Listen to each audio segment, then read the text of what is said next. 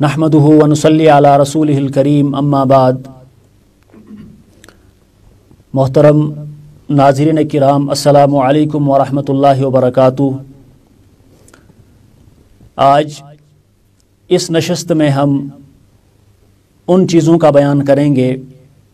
जिनके करने की वजह से हमारे रोज़े फासिद नहीं होते हैं या उन पर कोई असर नहीं पड़ता है, या फिर वो चीज़ें कि अगर हम करते हैं तो रोज़ा फासिद नहीं होता है लेकिन रोज़ा मकरूह हो जाता है। उनमें से जो अहम चीज़ें हैं उनको बयान करने की कोशिश करेंगे। सबसे पहली चीज़ मुत्तफ़क़ुन अलैह रिवायत है, हज़रत अबू हुरैरा रज़ियल्लाहु ताला अन्हु बयान करते हैं, आप सल्लल्लाहु अलैहि वसल्लम ने इरशाद फरमाया, मन नसिया व हुवा साइमुन फ़अकला औ शरिबा फ़लयुतिम्म सौमहु फ़इन्नमा अतअमहुल्लाहु व सक़ाहु। आप सल्लल्लाहु अलैहि वसल्लम ने इरशाद फरमाया कि मन नसिया व हुवा साइमुन, अगर कोई शख्स रोज़ेदार था रोज़े की हालत में और उसे याद नहीं है कि मैं रोज़े से हूँ, फ़अकला औ शरिबा, फिर उसने कोई चीज़ खा ली या कोई चीज़ पी ली। बसा औक़ात ऐसा होता है कि एक शख्स रोज़े की हालत में है लेकिन उसे याद नहीं रहता है कि मैं रोज़े से हूँ, वो हस्ब मामूल कोई चीज़ पी लेता है या कोई चीज़ खा लेता है, तो क्या उसका रोज़ा टूट जाएगा या उसका रोज़ा बरकरार रहेगा? इस हदीस से पता चलता है फल युतिम्म सौमहु, वो अपना रोज़ा पूरा करे, यानी उसका रोज़ा नहीं टूटा, उसका रोज़ा बरकरार है, क्योंकि ये भूल की वजह से ऐसा हुआ है, उस शख्स को अपना रोज़ा याद नहीं था। आगे फरमाते हैं फ़इन्नमा अतअमहुल्लाहु व सक़ाहु, क्योंकि अल्लाह ने उसे खिलाया और अल्लाह ने उसे पिलाया। तो लिहाजा अगर कोई शख्स इस हालत में यानी याद नहीं है और कुछ खा लिया, कुछ पी लिया या ऐसा कोई अमल किया जिससे जो रोज़ा को तोड़ने वाली हैं, तो फिर उसका रोज़ा नहीं टूटा। और बहुत सारे लोग ऐसा भी करते हैं कि अगर उन्होंने कुछ खा लिया भूले से तो वो समझते हैं कि अब हमारा रोज़ा टूट गया है, लिहाजा वो फिर रोज़ा नहीं रखते हैं और खा पी लेते हैं, तो अपना रोज़ा वो ख़राब कर देते हैं और उसकी वजह से उनके ऊपर क़ज़ा भी लाजिम होगी। लिहाजा उनको चाहिए कि वो ऐसा ना करें। अब यहाँ पर उलमा ने एक बात लिखी है कि अगर हमने किसी शख्स को देखा कि वो खा रहा है या पी रहा है, तो क्या हम उसको इस बात की इत्तला दें कि आप रोज़े से हो और रोज़े की हालत में आपको ये नहीं करना चाहिए? तो इसमें तफसील है। उलमा ने लिखा है कि अगर एक शख्स जो खा रहा है और हमें लग रहा है कि इसको खाने की ज़रूरत थी या उसे पीने की ज़रूरत थी, तो हमें चाहिए कि हम उसको इस बात की इत्तला ना दें कि आप रोज़े से हो, यानी हम खामोशी इख्तियार करें और उसको खाने और पीने दें। चूँकि हदीस में आया कि अल्लाह ताला उसको खिला रहा है और पिला रहा है, गोया कि अल्लाह ताला ने ऐसा सामान किया कि वो खाने लगा। लेकिन अगर हमें ये लग रहा है कि वो शख्स उसे खाने की ज़रूरत नहीं है और उसे पीने की ज़रूरत नहीं है, तो फिर ऐसी सूरत में हम उसको इत्तला दे सकते हैं और हम उसे खाने पीने से रोक सकते हैं। ये इसमें उलमा ने तफसील बयान की है। इसी तरह से रमज़ान की रोज़ों की हालत में, रमज़ान में चाहे गर्मी की वजह से या फिर वैसे ही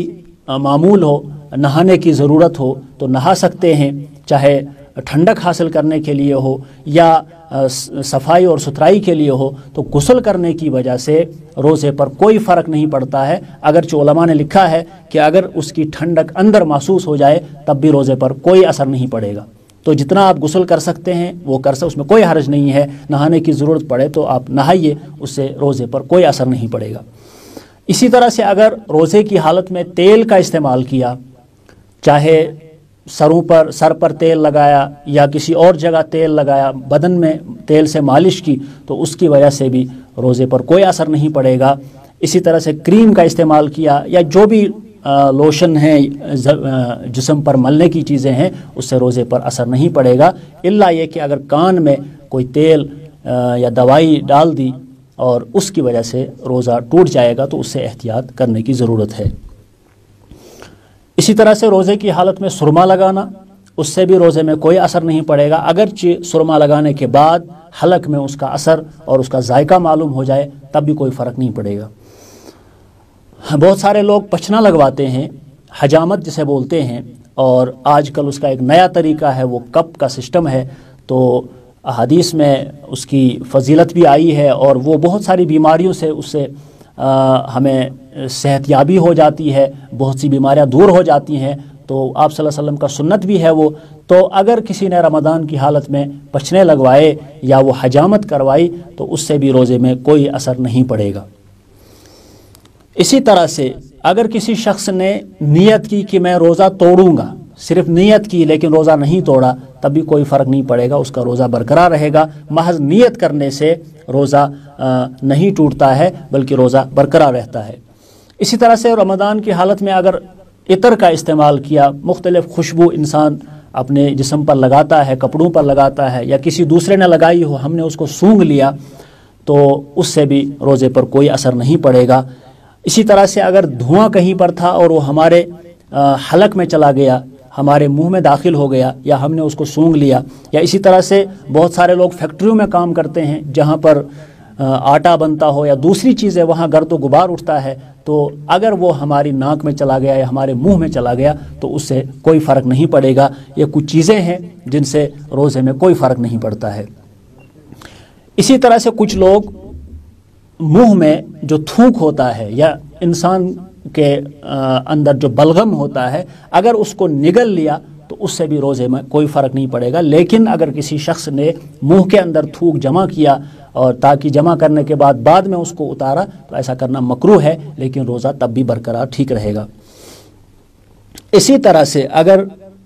کسی شخص کے منہ میں کھانے کے بعد کوئی چیز رہ گئی ہو اور اس کو نگل لیا، تو اس میں یہ ہے کہ اگر وہ چنے سے کم مقدار میں ہے تو اس سے روزے پر کوئی اثر نہیں پڑے گا، لیکن اس سے زیادہ ہے تو اس میں کوئی حرج نہیں، اس سے روزہ ٹوٹ جائے گا۔ روزے کی حالت میں مسواک کا استعمال کرنا، اس میں یہ تو فضیلت کی چیز ہے اور احادیث میں بھی آیا ہے، اس لیے رمضان کی حالت میں، روزوں کی حالت میں مسواک کا زیادہ سے زیادہ استعمال کرنا چاہیے۔ البتہ ٹوتھ پیسٹ کے سلسلے میں علماء نے لکھا ہے کہ استعمال کر سکتے ہیں، لیکن احتیاط ضروری ہے کہ کہیں ایسا نہ ہو کہ اس کا کچھ حصہ جو ہے وہ حلق میں چلا جائے، اس لیے بہتر یہ ہے کہ آپ مسواک کا استعمال کریں۔ اللہ تعالی ہم سب کو عمل کرنے کی توفیق عطا فرمائے۔ وآخر دعوانا ان الحمد للہ رب العالمین۔